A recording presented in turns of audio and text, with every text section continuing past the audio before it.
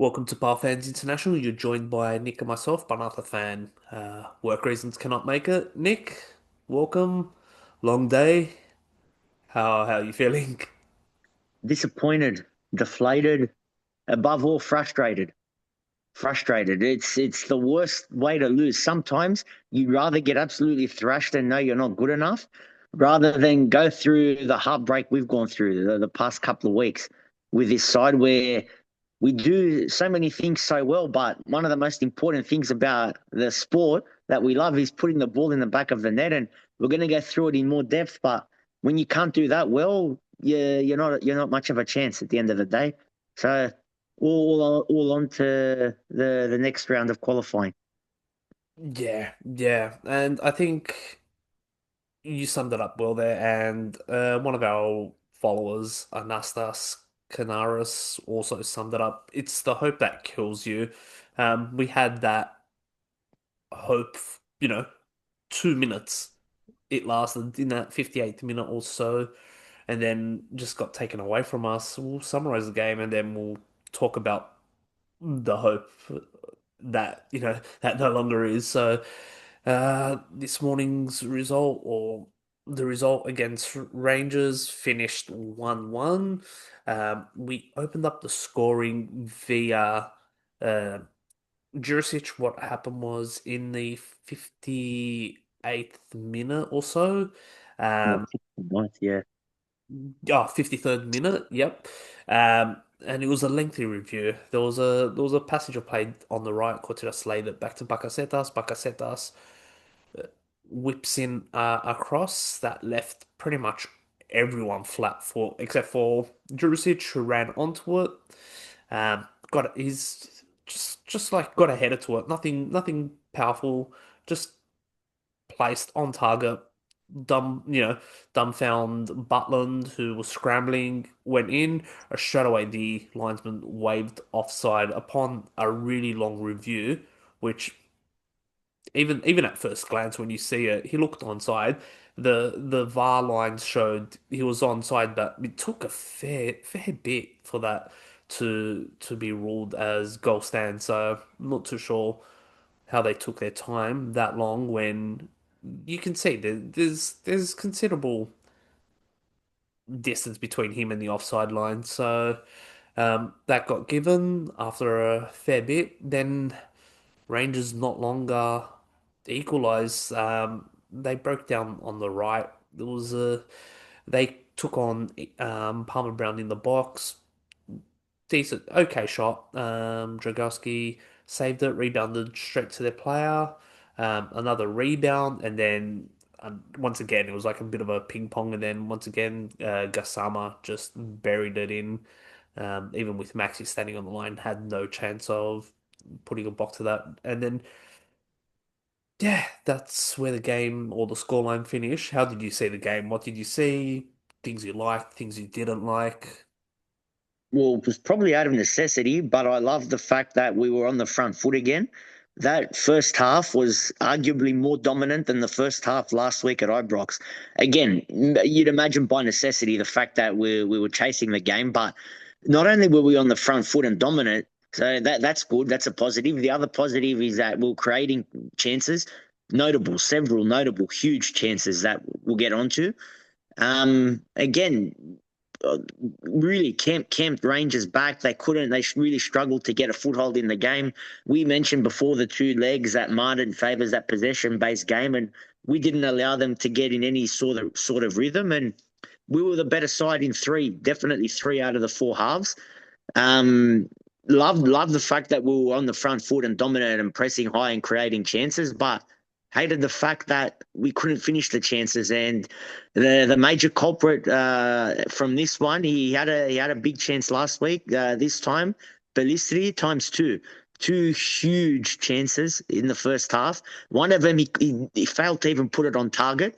The first one I think was the bigger chance of the two, right at Butland. So frustrating. They really had to go in. Um, yeah. Then again, it's like last week. It followed a similar pattern. You could say it's a carbon copy, and when they don't go in again, it's not your day. However, I said it leading into the game. If you even if we don't score early. It's imperative not to concede at all. And if we score with 20, 30 to go, I'll take that. Give me the 20, 30 minutes of chaos. We achieved that. And teams are, it's that old cliche, teams are at their most vulnerable when they've just conceded, and out of nowhere we find ourselves at 1-1. These are issues that we've spoken about last season. It's not only the lack of goals is the glaring issue, and that's what we're going to spend most of the time discussing in that. But also defensively as well, like the fact that Rangers barely fired a shot against us and we conceded three. Gassama, two goals over the two legs. XG, which I don't really pay much attention to the stat, but the XG was like 0.19 or something. Then you got Bellicity across the two games with an XG of 1.04 for 0 goals. I mean, that says it all right there. 34 shots across the two legs, only one goal to show for it. I guess karma. We had karma for Lons last season where we were the ones that got battered and played off the park, and we somehow fluked our way to a win. That was Rangers. This time round, if you fast forward 12 months, uh, look, after it was 1-1, that all hope was lost, and Dessers had the only notable chance. But after that, we sort of it was it. That was it. The players were deflated, the atmosphere dipped, and fans started leaving well before the end as well. The writing was well and truly on the wall as soon as that hit the back of the net at 1-1. Yeah, frustrating. It's I don't know what happens to them when but Felicity's not the only one. I mean, Forty had a couple of chances this time around. It's a collective, it's a team thing. They get in these positions, and we were discussing it last year as well. They shit the bed. They can't keep their cool. They make the wrong decision. Lack of confidence. It's got to be rectified ASAP because this cannot continue any longer. If we want to achieve something and do something this season. Yeah, yeah. There's a lot to talk about this game. Let me just try start overall game. What I liked, the game plan. The game plan from Rui was spot on. There's no doubt about it. The what he saw to take on Rangers was the press the defense, and then from there, counter attack them on with the pressing. We had ample opportunities. Palistri guilty of the most biggest chances across both legs. Um, and that's probably the difference between him being at Panathinaikos and him at Manchester Mm, United. yeah, The ability to finish, really, because I thought overall he played fantastic. Defended, without a doubt. well, hustled, got himself into good positions. Probably had a shout for a penalty when he got bumped off the ball from behind. There was contact, definitely. Would it have been soft? Yeah. Is it still a bump and by a letter of the law, a foul? 100%. So there was that. We also had another shout as well for a penalty, and I think this one was blatant. There That was was more, yeah. Peter handballing him, and it wasn't just the fact that it was a handball; it was grabbing 40 as well, which I just felt, across both legs, officiating wasn't the best that we've seen. I'm not going to go down the path of blaming officiating for losing, but um, I don't think it was the greatest of all. Um, so that was frustrating there. But yeah, the game plan worked. I thought Palicio was very good. Trivella is fantastic. He's an absolute gun signing. Duba, who I definitely had the lowest of low expectations. I thought he really stood up. I thought he's been playing very well. He, can distribute the ball. He can play. He wasn't really found out defensively. I thought he did pretty good. Uh, Vagiannidis is showing good signs as well. You know, but a lot of blame will look at 40. I think a lot of people are going to say he didn't score, he didn't think. There's obviously things that go into the process of 40 scoring is the opportunities. Now,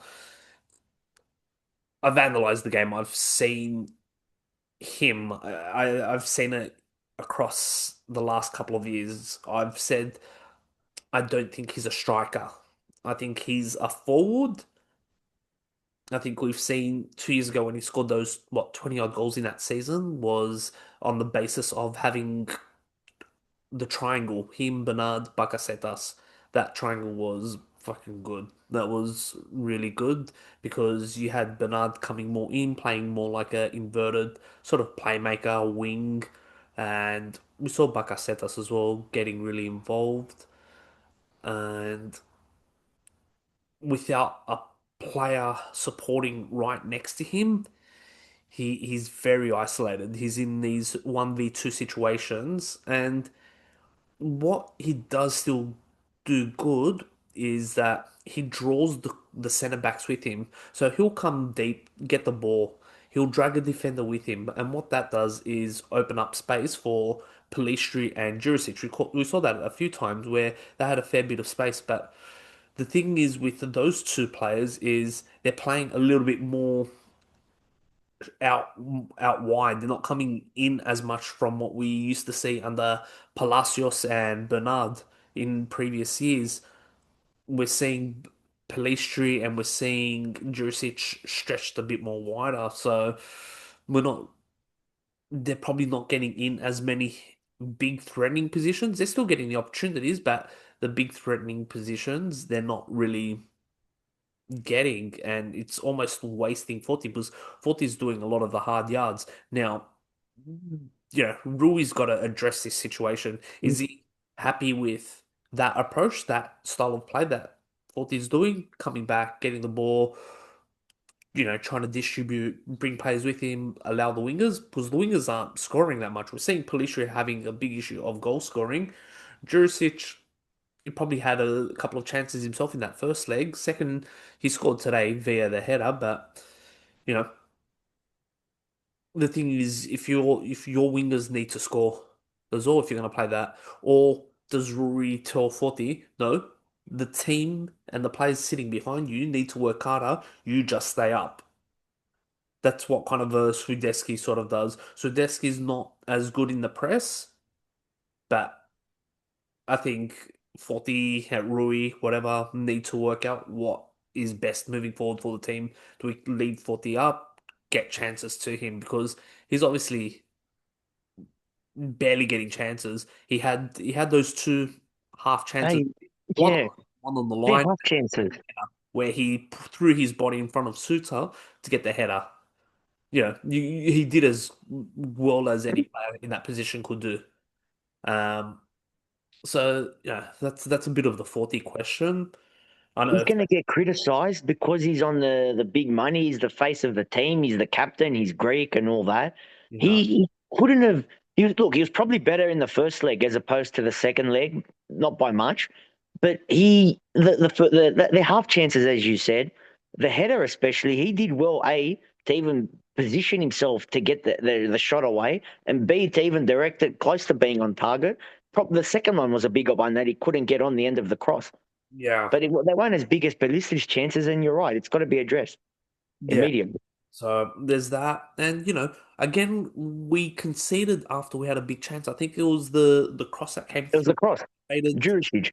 yeah, that evaded everyone as well. And then what's it? I thought he actually into that cross. I thought he would have backed himself to come a couple of steps infield and take a shot on at the far post. That's what I was waiting for. Yeah. So once again, Rangers score from a big play that we had as well. It happened in the first leg, both times as well. So there was that. Bakasetas, I thought played well. He ran a lot. He ran a lot. He got the assist. There was also he was the architect of one of Pelistri's big chances as well. Um, so yeah, it was frustrating because definitely we were the better team. We were Yeah. definitely the better team. Um, and what I didn't like, yeah, like I said, the shooting, the chances, we're just not finishing. We're just not finishing. Um, Obviously, maybe squad depth now in a couple of positions because that's going to cover the next situation, the next points that we're going to discuss. But I think we're expecting Kotsiras to get absolutely Mm. torched. I think he held his ground well. I think he did pretty good for what was. deemed to be a big task for him. Um, but yeah, with that now we lose 3 on aggregate, and we're gonna go now to the Europa League. But what can we say? I think it was deflating. Golden not only deflating because we were the better side across the two games, deflating because we've really blown a golden opportunity to play in the Champions League. I'm not saying we would have definitely gotten there because the playoff round we would have been hugely up against it, but next round the Victoria Plezen got through. Yeah, They're better. They're better in my eyes than Rangers, especially the Rangers that we saw. But still, for Champions League, that's you'd be licking your lips at that prospect. yeah, and that would have we would have known if we didn't progress against Pleasant. And we've got the safety net. Europa. Yeah, we Yeah. guaranteed we're in Europa. So now we've got a longer path to even guarantee ourselves in Europa. Conference even. Still, that's not guaranteed. It's not even guaranteed at the moment either. So there's still a few variables in that. But like I said, I thought we were the better team. Um, I didn't like and I didn't anticipate. I think a lot of the dirty play from Rangers, we saw it a lot in the first leg and in the second leg, where a lot of off the board discretions, like holding, pulling players back, everything like that. And the officiating didn't get on top of that at all. I remember an instance in the second half that they're getting held back right in front of the referee. No caution, no nothing by the referee. He just looked at the player. He said something to the Rangers player, and that's it. So that was kind of frustrating to see. But then we saw, that they come on. He's not looking good. Um, He he, looks a yard slower, and not as fit, not as sharp, not he's has not, he gained weight even. I don't know. Just off it, lethargic. he doesn't look. Yeah, he's dialed in. He doesn't look. When he first burst onto the scene last year, he came like on fire.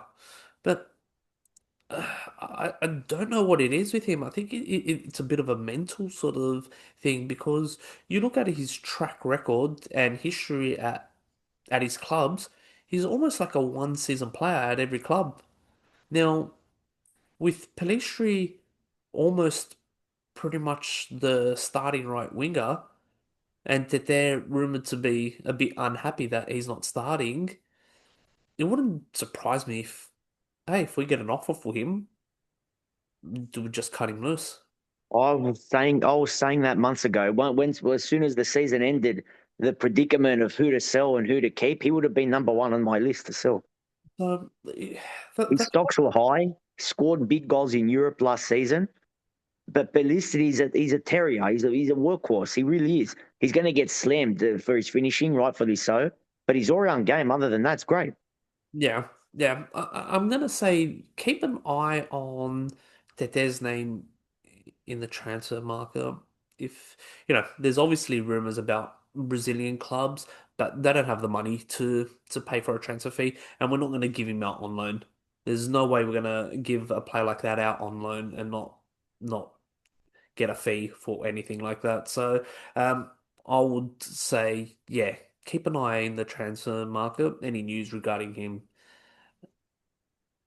And, I think we can move to the next point. And regarding transfers, what is pretty much official, it will be made official tomorrow by Sporting, is our sale to Vagiannidis to Sporting. Vagiannidis' last game was obviously the Ibrox game. He will leave as a Panathinaikos boy, but he will also leave as his last game being sent off. And I think put us in a really difficult situation in the revenge tie. Um, yeah, I think personally it's a good move to Sporting. The fee is you depends on which source you read. You're going to get different answers.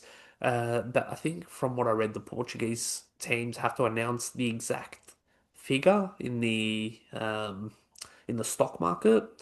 I believe the consensus is it's the 12 plus 2.5 bonus based on obviously targets, whatever.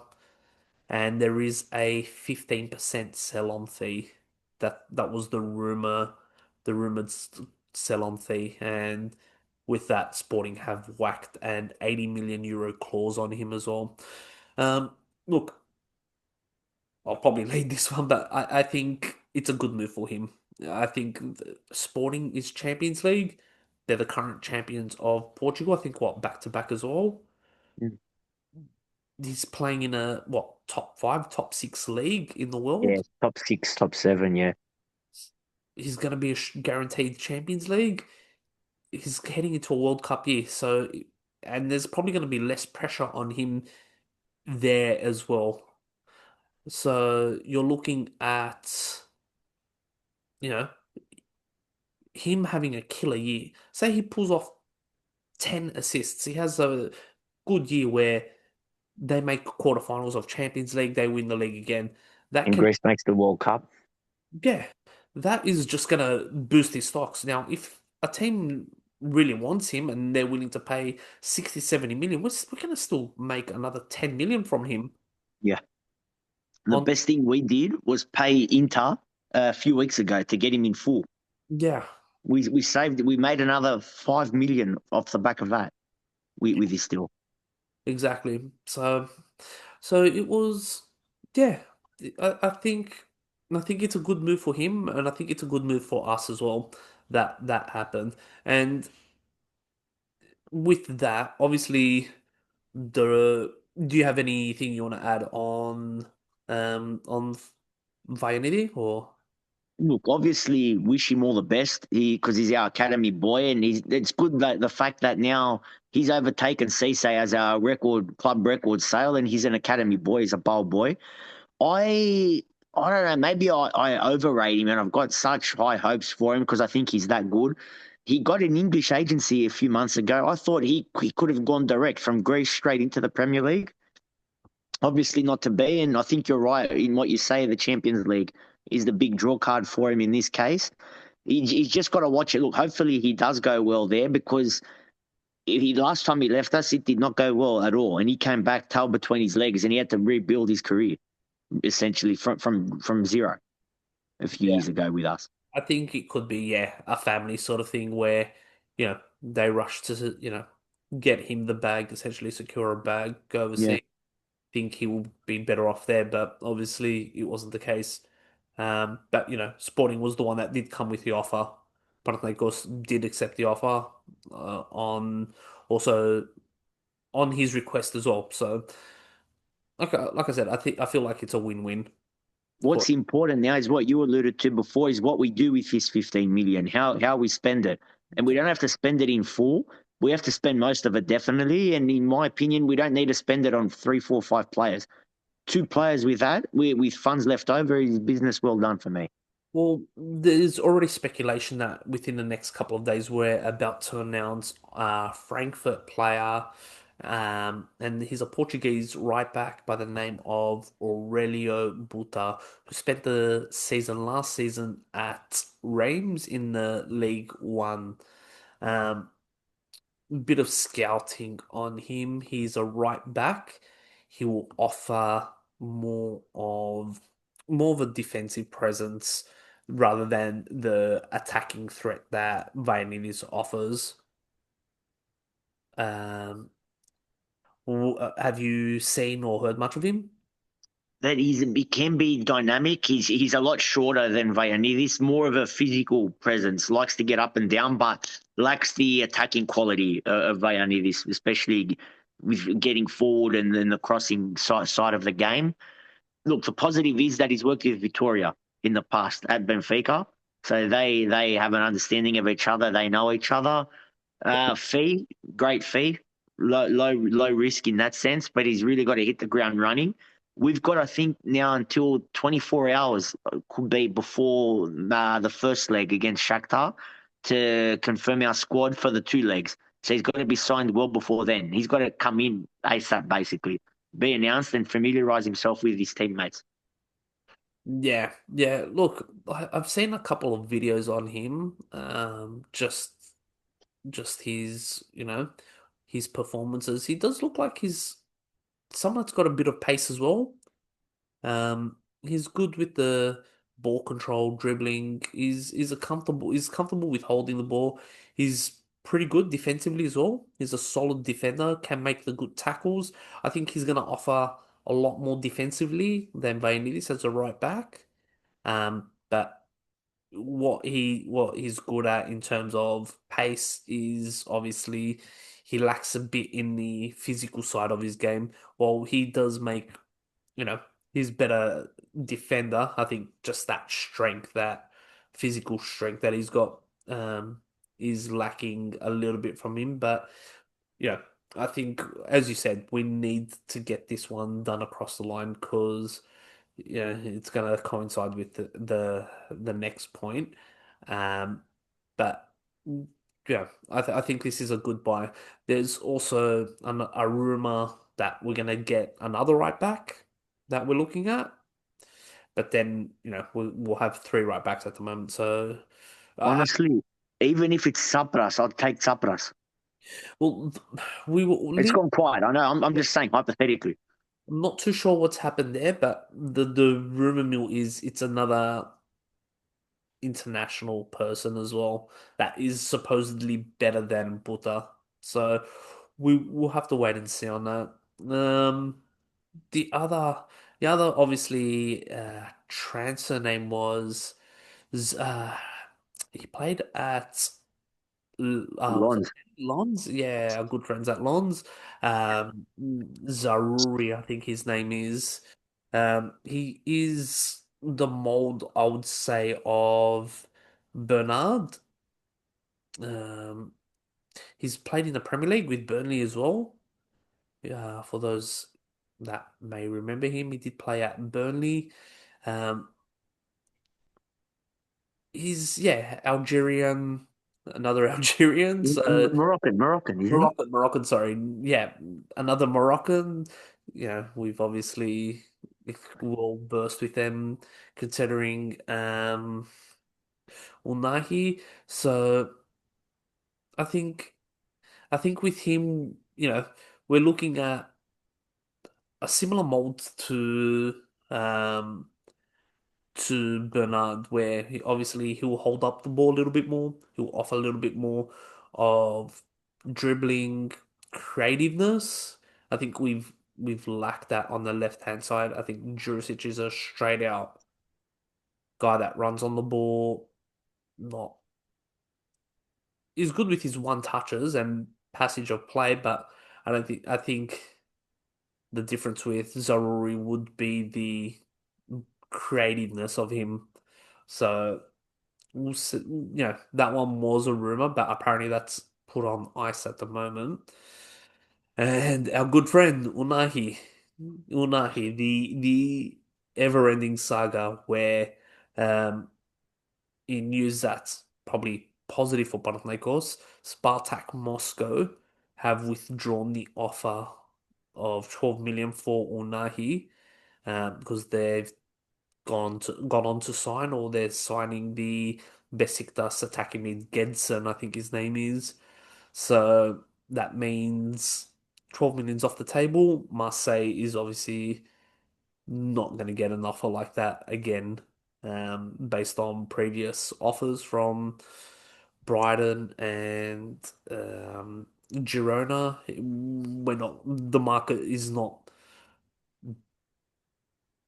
agreeing with Marseille's evaluation of minimum 9 million. So I think the longer that plays out, the more it's gonna favour Panathinaikos, unless Definitely. some Arab club decides to, yeah, let's go for him. That's what I was going to say. It's not over because you've always got that risk there. There could be someone that comes out of nowhere, but I don't know if the Arabs will go full throttle and throw 12 million at him. Yeah. And look, there's also a risk that with these African players and I must stress, is AFCON. Yeah, yeah. We're gonna lose these players for a month. Dubai, Dubai, Dubai. Confirmed, yeah. Yep, they'll happen 1 month, and it's in that crucial January period where it's been a horror for us the last few years. Right before we saw Jovanovic being sacked, we saw our seasons being lost in that period. We've seen injury take their tolls last season against Ceres in that period. Our season collapsed after that, after being 8 points adrift and then being back in the title race, only for it to be, yeah, to fall apart because of that Ceres game in that period. So it's yeah, look, there's obviously a lot to think about when we're signing these next players. Obviously, availability, everything like that, and what they can offer. But yeah, as me and you have discussed off air, we know that the priority is getting the right back as soon as possible. Well, What? yeah, we're going to get on to Shakhtar because Vagiannidis, sorry, Vagiannidis, yeah, you mentioned earlier, he acquitted himself well against Rangers, but Shakhtar is not Rangers. They're levels ahead of Rangers. Yeah, yeah, and it's almost, let's say, 98% confirmed that we will play Shakhtar in the Europa League. They got a 4-2 away victory to Besiktas, and they'll be playing at a natural or neutral home game. It's tough, but look, it's doable. It's doable. From what I've seen, Shakhtar's not the same Shakhtar from pre-Russia war. I think they probably had a lot more talent. Obviously, the ability to play games in Ukraine was a big thing for them, but I don't think they've got that same luxury at the moment where they're as intimidating. I think they're still a good squad. They've got some really good players, but they're beatable. They're definitely beatable. Um, you know, they finished third in the Ukrainian league. The team that finished second has a squad value of I believe 17 times less than Shakhtar, which is yeah, unbelievable. Yeah, and when I look into their stats, they look pretty good. Like they could score everything. So what that looked to me is that they struggle against teams that sit back, teams that defend. Now, when I looked at the match between Besiktas and Shakhtar, their main threat, the way that they play is a fast counter-attacking game. I think it's pretty similar to what we tried playing. Bit of a counter, a bit of a high press.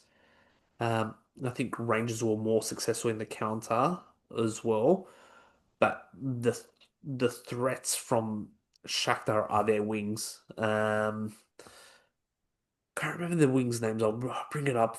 And that's what Wash should do that. That's where Kotsiras plays, essentially. That's why Buta has to come in, acclimatize, and be ready to go. Yeah, My thoughts on it is much harder than Rangers. There, as I said before, they're streets ahead of Rangers. There, it's going to be much trickier. Who knows? Maybe this time they suit us as an opponent because, as we know, we're a very weird team where we get up for these more difficult, these trickier ties against. Rangers are a huge club, and all that. They got the pedigree, the draw card, and all that, the prestige. But Shakhtar at the moment, strictly footballing wise, is miles ahead of them. yeah. The You name, mentioned one of the positives is not going to play them away. It'll be neutral the second leg. A couple of years ago, when we played another Ukrainian side, that worked for us. When we played away first yeah, in correct. neutral territory and won that Don't comfortably. forget, don't forget, against Ajax, we played at home first, and then we played them away, and we got the big result away. We just obviously just couldn't finish it in penalties, but they've got two, and look, they've got these wingers are young. One's 22 and one's 19. One's name is, obviously, as you expect from a Brazilian, got one name, Kevin, and the other one is Santana. Now, they're both quick and they're both like love to take a dribble. They love to come in, they love to draw a defender in and beat them. Now, the way that they scored against, so they won 4-2. The way that they scored against Besiktas was and I can recount the four goals as well. The first goal was the right winger Santana came in, dribbled, drew a defender, made him slide, took an extra step. He shot straight in the middle, and the keeper dives away. So it was like pathetic from the defender and from the keeper. It was like a gift goal there. Um, that was the first goal um, from Shakhtar. The second one was the header. Again, Santana, the danger man. He on the right wing, step over, puts in a cross where the striker finished. Like once again, yeah, it was a bit loose. The defender just left him a bit loose there. Um, the third goal, I believe, the third goal was once again on the right wing. It was poor defending. What happened was. Kevin Santana, sorry, was isolated with the left back 1-on-1. The guy with like park football style defending just swung and missed. It just gave the guy ample opportunity to just pop the ball past him, put in a low cross at the back post for Kevin for an easy tap in, and then the last goal again. It was similar to the first and third goal where it was just poor defending. They're just jumping in. At that point, Besiktas were chasing the game because it came late in the 90th minute in extra time or injury time, but it was just, yeah, Besiktas didn't look like a good defensive team. Now, why I'm saying Panathinaikos can win is, and why we need Buta is that we need to just stay defensively, hold the shape. You get two really strong defenders. We know Kyriakopoulos can do the job. I think he's been fairly good. The three goals that we've conceded against Rangers all came from the right hand side, whether it was Vagiannidis or Kotsidas. So we need obviously to address that right back situation straight away. I don't think I think Kotsidas did a decent job against Raskins in the second leg. I don't think he was overly threatened that much, but he will be threatened a lot more. This time, yeah, exactly. A faster player on him. Don't think he's capable of. I don't think he's capable of doing the job. And that's probably going to be my biggest worry coming into this tie. I think if we can shut them down, the wingers, the midfield looks a bit lost. I think they look devoid of any sort of game plan because anytime Besiktas would clear it and it would clear straight into the midfield, the first thing that they did was look to the wingers. That was their game plan. They just went straight to the wingers. So um, I think we shut those wingers down, we're a bit of a chance. Because if you look at those highlights as well, the game stats, everything, Besiktas actually had more shots. Besiktas had more chances and the bigger chances as well. So Shakhtar's defense isn't crash hot themselves. They just came up against a team that was a bit wasteful. They still scored two on them, but defensively, it was a show of it was a match of really bad defenses, in my opinion, and that's where I think the game can be won. But where the game can be won is where our biggest struggle point is that we're not really efficient enough to get the goals at the moment. So we're in a bit of a conundrum. I think we can defend well, which is going to work in our favor, but we just can't get the goal. If We're more of a team and more organised than Besiktas, without a doubt. And if we were talking about playing them, I actually would have been very confident about us beating them. Unfortunately, it's as you said, it's like 98, 99% in Shakhtar. So they're going to be a lot harder. Look, you're right. We can do the job defensively, but even Rangers, who barely laid a glove on us, they still managed to score 3 goals yeah, from nothing, from nowhere. So we still got to be cautious. And look, you're right. Defend first and foremost. If we can keep a clean sheet, we're going to put less pressure on ourselves in the final third. If you can restrict the team to nil, you only need one moment, one goal. I think the longer the game stays at nil Yeah, in both legs, yeah. the more it favors us. Like I said, they've got young kids, 22, 19-year-old. I don't know, you know, that's their two weapons essentially. So if we, And they wouldn't have played. I know they play in Europe, but I don't know how their league goes on with everything. If it's played neutrally or at home, the atmosphere, our fans, it's in your background photo. You got to give credit to our fans for really turning up against Rangers late July to get 45,000 in the scorching heat when everyone's away is an outstanding effort. When tickets weren't cheap for the most part, especially early on, and if we can get that sort of atmosphere, even that's going to play in our hands and really throw Shakhtar off. I think yeah, because at the moment they're playing out of Poland. in domestically in the league as well. I don't know I'm domestically. not sure either in the league. Yeah, Their Europa game, Europe definitely at neutral ground. yeah. So look, I don't, I think we're a good chance to have numbers, no really intimidating atmosphere, anything like that to really put us off. But like I said, the longer the game stays at nil and we can frustrate them with, inexperienced young kids, we can do the job on them. Now, yeah, they're going to be a different matchup to us compared to Rangers, but both teams have played in Europe, know the European game for a while. Um, Obviously, Rangers, Scotland's a little bit more settled in their situation. Uh, the Ukrainian teams have it a little bit more difficult, especially not playing out of home. So I think those little things can add up and just help us a little bit more. No, I don't. We're definitely going into this game as underdogs. Let's not be naive about that. Yeah, Uh, major underdogs, I'd say. but we can shock them. I think Yeah. historically, games that we've been ridden off in Europe the last few years, we've turned up. Marseille, Ajax, Ajax, Villarreal, Fiorentina, Lons. Bonds.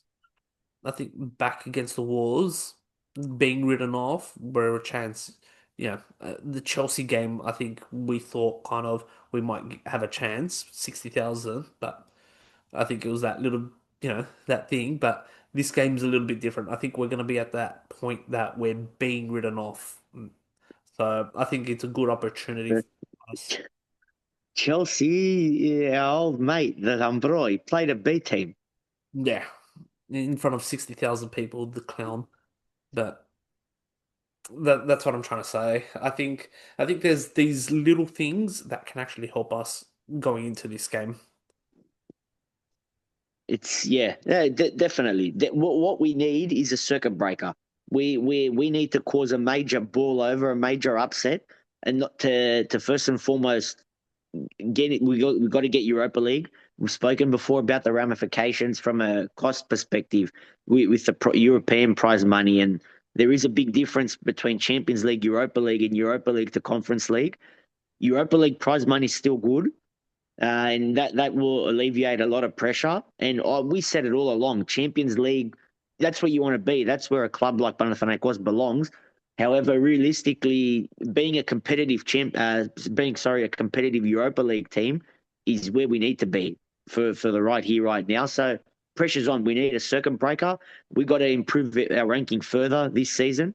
We managed to bump it up last season. We got to do that more this season. And the only way you do that is by causing a ball over and then remaining consistent there on in. So we've got to do it. No ifs, no buts. Find a way to get the job done, I would say.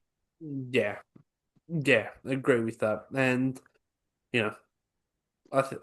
I do think, well, I think, we are a chance, obviously, at this. Um,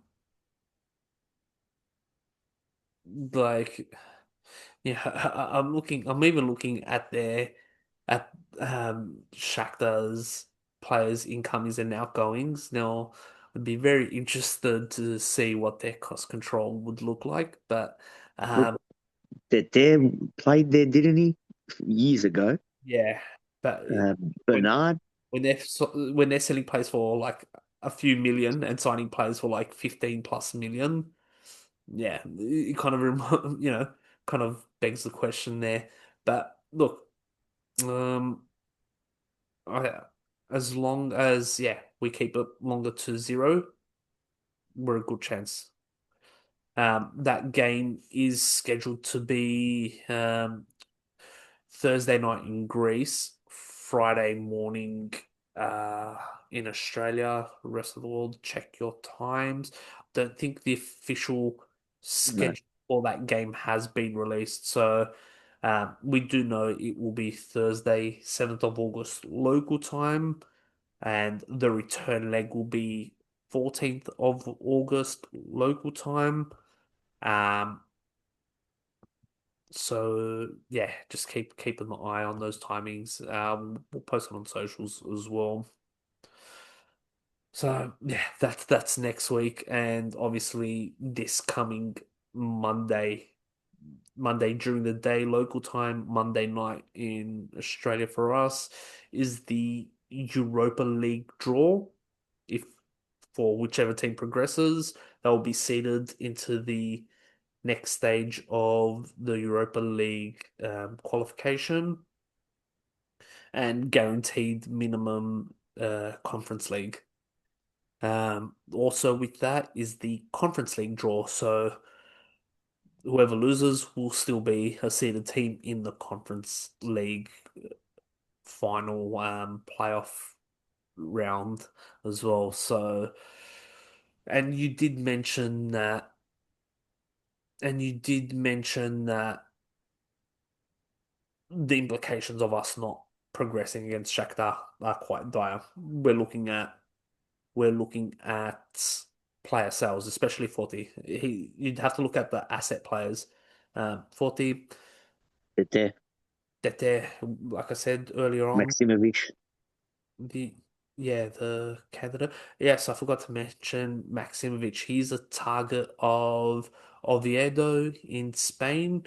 Um, the rumors is that they're offering 4 million. I don't quite believe it's going to be a 4 million offer. I think they're going to look at anywhere in that 2 million range. I think that was when they first declared their interest, that's what they're looking to offer. For some reason, the media has spun it to be a 4 million euro offer. I don't quite believe it. I'd set him at 4 million. I definitely would sell him at 4 million. 2 million. even even two. I know the Siop is injured right now, but even 2 million for a guy we got for free that's aging. What 32, Yeah, he's 30, I think, is he? 30? Oh, okay. Yeah, I thought he was my age. I think he's 30. Um, I'm pretty sure I read he's 30. He just turned, Okay. no, he's 30 and a half, 31 in January. Um, Fuck, he looks older than me, the prick. Yeah, Um, so he looks. Yeah, he looks old. um, but yeah, look, I'd sell him, but obviously, Siop is injured. Now, I received a tip on his injury length. That's obviously been disputed. The media has reported he's only out for initially 1 week, then it said to 10 days. Then you read another journalist saying up to 2 weeks. From what we know, he's pretty much ruled out, guaranteed out of the first leg. Not too sure of the second leg.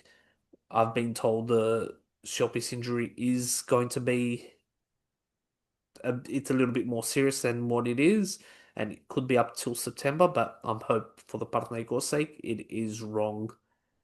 Um, Yeah, yeah. Then Maksimovic either has to stay or we have to sign someone ASAP. yeah, yeah. So I think the preference is that he stays. I think Rory really likes him, and he did a good job. He silenced their midfield, Brothwell and whoever else. Yeah, I think he played solid in that role, so would be good to keep him. I think he's a handy player, but at 4 million, I'd put a bow tie on him and say thank you, Vado, thank you, Maximovic. Um, Definitely.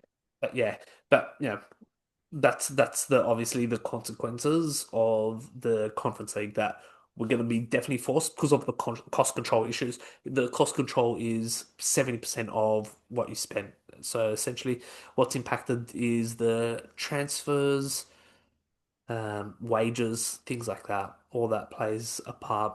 Um, What did we get prize money wise last season by reaching last 16? I can't remember.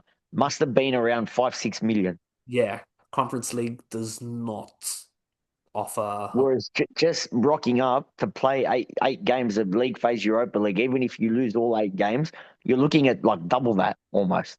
Yeah, yeah. So if we make Europa League, no fire sale needed, which is very important. Yeah. If there's a sale, it's on our terms. Yeah, exactly. So yeah, that's the case. So that's why we must beat Shakhtar and then the next team as well after. So that Shakhtar looks like it's going to be the hardest it'll get because yeah, we'll be seeded either way. yeah, exactly. So we could get like a farmer team, but knowing our Yeah. luck with how we get drawn, Well, it's gonna be the hardest team out of the hardest, no doubt. But there's that, and yeah. Um, anything you want to add on the football wise? Just find a way to get the job done, I would say. Win at all cost mentality, tighten up, work on this bloody finishing. I don't know what it is. It's what I said before, the lack of confidence, they shit themselves, they're nervy. I don't know. Just bloody put the ball in the back of the net. Yeah, yeah, and I think we touched on it a bit before, especially for the Shakhtar game. The club needs to be more realistic with the fans. I Yeah. think they gotta they gotta be in Well, sync. it's not Champions League now either. They can't be charging those kind of prices and expect sales to come through. It's once it got to like a few days out, they started putting all the sales up, opening gates to get the fans. You want to get the fans on side, drop the ticket prices. You'll fill the stadium with dirt cheap prices. Especially, There's no excuse. I mean, they did it last year with the free transport. I'm not saying go to that extreme every year to cover the transport costs, but the Conference League, well, they packed it out. but especially with parents with kids that want to take their kids, like do it for them. Lower the fucking tickets. Yeah. It's a no-brainer. Like, don't price out the fans on greed. It just shows how out of touch whoever's in charge of the pricing. I don't think it's the Garafla. No, no, but again, it goes back to him because he employs whoever is responsible. Yeah, They're all a group in it together where they've got no concept. but come on, it's gotta be you gotta be a little bit more realistic. Be in touch with the fans. So let's hope that the fans can support the club in this time because the team's going to need their support come Shakhtar. They're not an ordinary team. They're a good team. So let's get the same numbers at least compared to Chelsea. Pack it out. Sorry, to Rangers and pack it out. Rangers, Yeah. Um, Finally, let's take it to the basketball. The last time we did the podcast, we didn't really talk about basketball, but there was a significant signing which was made. Um, Rogkavopoulos was officially brought in from Baskonia. So We brought him in. That one was a little bit dragging on, but it cooled down because of the Jonas Valanciunas um, the talks trying to bring him across. But look, this is a significant signing for Panathinaikos. Um, A, he's Greek. B, what he offers in terms of his playing ability. He's a scorer. He's like Doliopoulos, a really good scorer. He had one of the highest percentages from the 3 point as a 3 point shooter. Um, you know, can is a pretty tall player. Plays at the small forward position and he can shoot. He can stretch the floor and he can shoot. I think with his and I think that's where we lacked a lot last year. A lot of the players trying to play the hero ball, trying to shoot threes. We weren't really strong in that category compared to other teams in scoring from range. We're bringing a really good scorer, and I think it's just going to help us spread the floor and make us more dangerous. I think it's going to allow Slukas to play make even more. I think it's going to allow Nunn more space, him, TJ Shorts more space, anything to drive to attack the rim, things like that. Even Lessort will be able to have a little bit more space as well near the post. So even at that, out of his size, he's semi decent at the post plays as well. So um, he's a scorer. He's probably not as good defensively, and you're not really going to get a whole lot of assists coming from him. But what you will get from him is scoring and spacing as well. So it's a really good get. The days leading up to his signature, the Gravity media were talking about they were in for the race for him, but that quickly cooled off. I think once the Mm. once you saw it catch fire on social medias, even through a couple of more reliable sources that said the deal is done. Sorry, the deal is imminent. 4 year contract agreed. You know, it was going to get done. I don't think there was going to be any hold up. There was no one that could say that there was going to be a hold up, anything, that the deal was not getting across the line. There's a couple of complications. The deal was getting done. It was agreed 4 year contract, and not long after that, it did get announced. Um, it's a good pickup. Hopefully, we get to see him firsthand in Australia. Um, That's what I was going to say. Not long to go. yeah, Under 2 months. under 2 months. We can hope to see him board the plane as well, and showcase, just get, a feel for his teammates, showcase his shooting ability. I think, yeah, like I said, it's a really good pickup for us, and we're still in the hunt for one more player. Yeah, that's what I was going to say. Be one more, you'd imagine, because it's pretty stacked as There's it is right now. a big name signing now, NBA player as well. Obviously, we missed out on Jonas, who really wanted to come, but he's got the contract with Denver, and Denver. was not going to let him go. Um,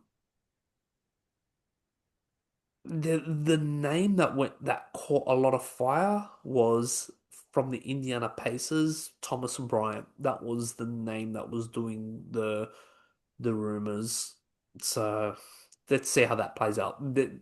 Panathinaikos said that they're signing one more player, and I think when you looked at the, I think when you looked at the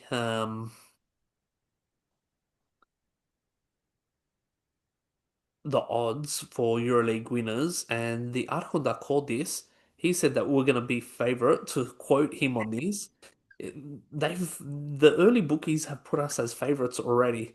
I think one more big name is definitely going to put us as strong favorites for the EuroLeague. He called it. He called it. it's we might have been you or someone way back as well. It's always the second year after winning it where we really bounce back and get real good. Yeah. So we'll see. We'll see. Definitely a lot more I can say with confidence that we'll be there. We'll be fine in the basketball. We've touched on it before. It's the whole it's the people running it, the whole organization from top to bottom compared to the football side of things. The football side of things is just it's now the players because they're well coached, but the basketball it's the whole organization is just a well-oiled machine. Yeah, because DPG has really taken it to himself to and whoever else is behind him. But yeah, who everyone who he employs, the whole team now, not only coaching the off field, the guy you met, for instance, as well, out here, Parthenopoulos. Yeah, you can tell they want to be in touch with the fans, so they're doing a lot of the fan thing. So, when you go to the games, they've catered for Gate 13, the fans, and they're trying to bring in a family friendly, get kids, families involved as well. We know how much of a Trello DPG is, but he has a vision where he's trying to be inclusive. Obviously, it is a hot ticket, and with that comes these influencers that are there just to be seen as well. So, which I think has frustrated a lot of the purists essentially, that they're there to watch the game, not to just be seen or be on social media. But at least what they're doing is getting the fans on side, putting the fans first and foremost, building a winning mentality, but doing it the right way where fans are engaged as well and kept on side. We haven't had that. I'm sorry, we've not had that. We've not seen that in a very long time.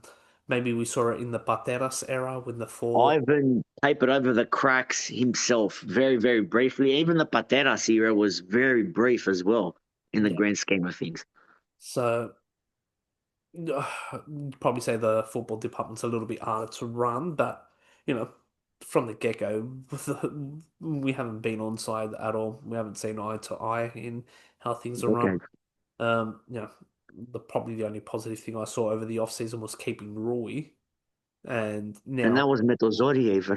yeah, but now also bringing in Fisas and Seitaridis as the Hmm. youth academy coaches, try and rebuild the academy. So they're doing one step forward, but I feel they do stupid shit to go two steps back as well at the same time. For instance, That's PAO FC. so Did we discuss? I can't remember if we mentioned it. Speaking of the basketball, real nice fanella they're going to be wearing out here. I hope that's for sale. yeah, yeah, the Fanella, I think Nice touch with the Greek flag, the colours and that. from my conversation with the president was, I told him that there's a lack of shop to buy from, especially for anyone outside of Greece, that we don't have the access to buy any jerseys or any attire. He acknowledged that. They said it's a logistics issue that once something goes up, it sells out instantly. But still, there's no option for us to even buy it if we're lucky enough to have the opportunity and add it to the cart or something. He did mention there will be merchandise in Australia. He Okay, hopefully it's this new fanella they're going to be wearing. didn't specifically say what the merchandise is. He didn't say we're going to have jerseys, we're going to have things in that. I'm going to make that clear. My assumption is when he says there's going to be merchandise, and I brought up the jerseys, those jerseys will be for sale. That's the most logical thing. Yeah. Because that's just going to be the jerseys that they use for Australia. So if they make, say, 500 or something, or whatever the number is, they will sell them Oh, they'd go. across Melbourne and Sydney. So, it's to hopefully that they get this done. Hopefully that with those quick sales, say 500, whatever X amount they sell out of the merchandise, it's going to be an eye opener for them to cater more for the international crowd outside of Greece because there is a following. There is obviously demand for it. Yep. Yep. There is. There is. With even the FC again, the different kettle of fish that you said and that, but even you can do overseas with that. Yeah, yeah. Look, the FC and look, Different. I understand. yeah, the new range, and I think I said it last week, You that did. from Athens, fantastic range. The only thing that hurts is the pocket because of the postage costs as well. Yeah, we get absolutely done. I think, and I think it's common to America, to our American friends, they share the pain. I think it's like a 50 euro, um, and it's not even express post or express. It's a 50 euro slugging that they give us. So. Look, yeah, yeah, I'll be in Greece in a few weeks, so I'll unfortunately won't be watching any games. They're not scheduled for when I'm there, but the Greek national team will be at that game. That's scheduled at the same time, but I'll be able to check out that range as well. So pack the suitcase as well. Yeah. They keep some space in the Valitsa. Exactly. Oh, and my little ones can put my Ah, clothes. yeah. Even more of a reason. So yeah, look, but yeah, um, key dates obviously next Thursday, Greece time, first leg, Panathinaikos Shakhtar. Um, we'll probably yeah know a little bit more come closer to game time, especially if Buta's announced or someone else is announced. Hopefully, it's done sooner rather than later, and that's it. Metiniki, we can only go through the same emotion and the same and hopefully not the same heartbreak and deflation because yeah, today's been a long day and just brewing over it. So yeah, that's it. Metiniki, as you said, win at all costs. Exactly, exactly. Nick, as always, pleasure. And for our listeners, thank you for listening.